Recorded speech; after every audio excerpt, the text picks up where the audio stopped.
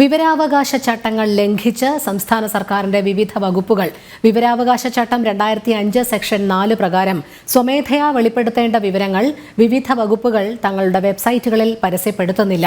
വിവരാവകാശ നിയമം 2005 നിലവിൽ വന്ന് 120 ദിവസത്തിനകം ചെയ്യേണ്ട വ്യവസ്ഥകളാണ് സംസ്ഥാനത്തിലെ വിവിധ വകുപ്പുകൾ ചട്ടം നിലവിൽ വന്ന് 19 വർഷം കഴിഞ്ഞിട്ടും നടപ്പിലാക്കാത്തത്.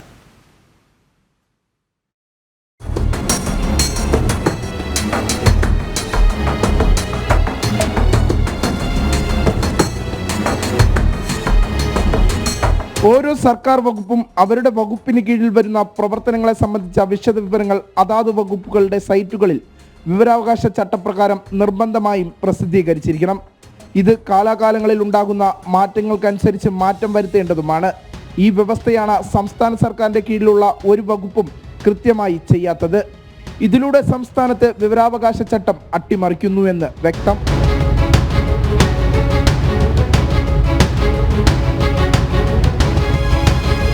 ഇത് നമ്മുടെ പൊതുവിദ്യാഭ്യാസ വകുപ്പിന്റെ വെബ്സൈറ്റാണ്. വിവരാവകാശ ചട്ടപ്രകാരം പ്രസിദ്ധീകരിക്കേണ്ടതും പരസ്യപ്പെടുത്തേണ്ടതുമായ ഒന്നും തന്നെ വിദ്യാഭ്യാസ വകുപ്പ് ഇതുവരെയും ചെയ്തിട്ടില്ലെന്ന് ഈ വെബ്സൈറ്റിലൂടെ വ്യക്തമാകുന്നുണ്ട്. വിവരാവകാശ ചട്ടം 2005 സെക്ഷൻ 4 പ്രകാരം നിർബന്ധമായും ഈ വിവരങ്ങൾ പ്രസിദ്ധീകരിക്കണമെന്നാവശ്യപ്പെട്ട് സംസ്ഥാന വിവരാവകാശ കമ്മീഷൻ പൊതുവിദ്യാഭ്യാസ വകുപ്പിന് നൽകിയ ഉത്തരവാണിത്. എന്നിട്ടും ബന്ധപ്പെട്ട ഉദ്യോഗസ്ഥർ അനങ്ങിയില്ല. ഇതിന് സമാനമാണ് സംസ്ഥാന സർക്കാരിന്റെ മറ്റു വിവിധ വകുപ്പുകൾ.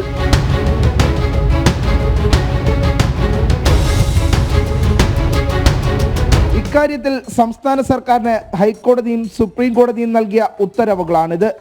എന്നിട്ടും ഇക്കാര്യത്തിൽ ഒരു പുരോഗതിയും ഇതുവരെ ഉണ്ടായിട്ടില്ല.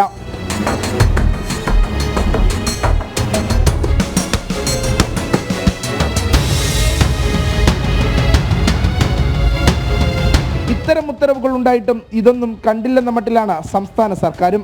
എല്ലാ വകുപ്പുകളും ഇത് ചെയ്യുന്നുണ്ടെന്ന് ഉറപ്പുവരുത്തേണ്ട പൊതുഭരണ വകുപ്പിന്റെ വെബ്സൈറ്റും നോക്കുക. ഇവരും ഇക്കാര്യത്തിൽ ഒന്നും ചെയ്തിട്ടില്ല.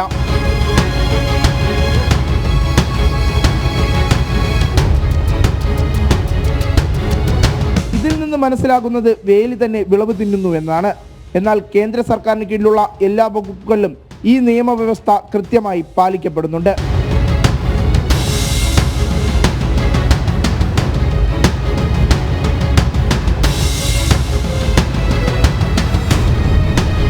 സർക്കാരിന്റെ എല്ലാ മേഖലകളിലും സുതാര്യത ഉറപ്പാക്കാനാണ് വിവരാവകാശ ചട്ടത്തിൽ സെക്ഷൻ 4 ഉൾപ്പെടുത്തിയിരിക്കുന്നത്. ഇത് അട്ടിമറിക്കുന്നതിലൂടെ സംസ്ഥാനത്തെ ജനങ്ങളുടെ അറിയാനുള്ള അവകാശത്തെയാണ് സർക്കാർ നിഷേധിക്കുന്നത്. വി വിനീഷ്, ജനം, തിരുവനന്തപുരം. വാർത്തയുടെ വിവരങ്ങളുമായി വി വിനീഷ് ചേരുകയാണ്. വിനീഷ്, എന്താണ് ഇത് സംബന്ധിച്ച കൂടുതൽ വിശദാംശങ്ങൾ?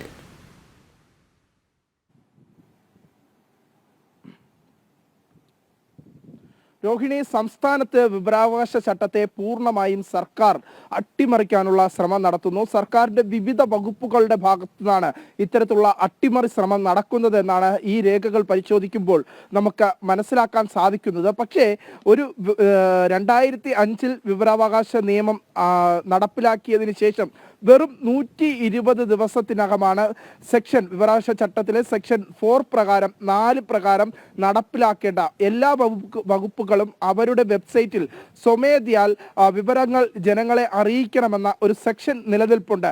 ആ ഒരു സെക്ഷനാണ് ഇപ്പോൾ സംസ്ഥാന സർക്കാർ അട്ടിമറിക്കുന്നത്. ഒരു വകുപ്പുകളും കൃത്യമായി സെക്ഷൻ 4 പ്രകാരമുള്ള സെക്ഷൻ 4 പ്രകാരമുള്ള ഒരു കാര്യങ്ങളും അതാത് വകുപ്പുകളുടെ വെബ്സൈറ്റുകളിൽ ഇപ്പോൾ പ്രസിദ്ധീകരിക്കുന്നില്ല. വിവരാവകാശ ചട്ടത്തെ നോക്കുകുത്തിയാക്കി മാത്രം മാറ്റാനുള്ള ഒരു ശ്രമമാണ് സംസ്ഥാന സർക്കാരിന്റെ ഭാഗത്ത് ഉണ്ടാകുന്നത് എന്നാണ് നമുക്ക് മനസ്സിലാക്കാൻ സാധിക്കുന്നത്. ശ്രദ്ധിക്കുക, 2005 വിവരാവകാശ നിയമം നടപ്പിലാക്കി, നമ്മുടെ രാജ്യത്തെ വിവരാവകാശ നിയമം നടപ്പിലാക്കി 120 ദിവസത്തിനകമാണ് ഈ സെക്ഷൻ 4 എല്ലാ വകുപ്പുകളും ചെയ്യേണ്ടത്.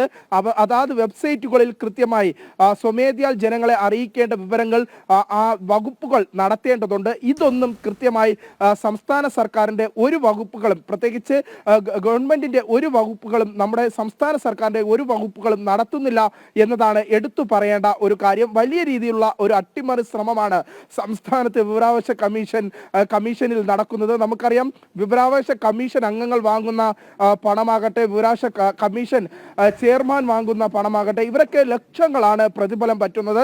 പ്രതിഫലം പറ്റിക്കൊണ്ട് ഈ വകുപ്പുകൾക്കൊന്നും കൃത്യമായ നിർദ്ദേശം നൽകാത്ത ഒരു സാഹചര്യം സംസ്ഥാനത്ത് നിലനിൽക്കുന്നുണ്ട്. ഏറ്റവും പ്രധാനപ്പെട്ടത് എന്ന് നമുക്ക് എടുത്തു പറയാൻ സാധിക്കുന്നത് പൊതുഭരണ വകുപ്പിന്റെ അനാസ്ഥ തന്നെയാണ്. പൊതുഭരണ വകുപ്പാണ് ഇതെല്ലാം ഏകോപിപ്പിക്കേണ്ടത്. ഈ സെക്ഷൻ 4 പ്രകാരം, ചട്ടപ്രകാരം ജനങ്ങൾക്ക് അറിയാനുള്ള അവകാശങ്ങളെ കൃത്യമായി അറിയിക്കണമെന്ന് ഉറപ്പാക്കേണ്ടത് പൊതുഭരണ വകുപ്പാണ്. ആ വകുപ്പിന്റെ വെബ്സൈറ്റിൽ പോലും കൃത്യമായ രീതിയിൽ ഇതൊന്നും നടപ്പിലാക്കുന്നില്ല എന്നതാണ് എടുത്തു പറയേണ്ട കാര്യം.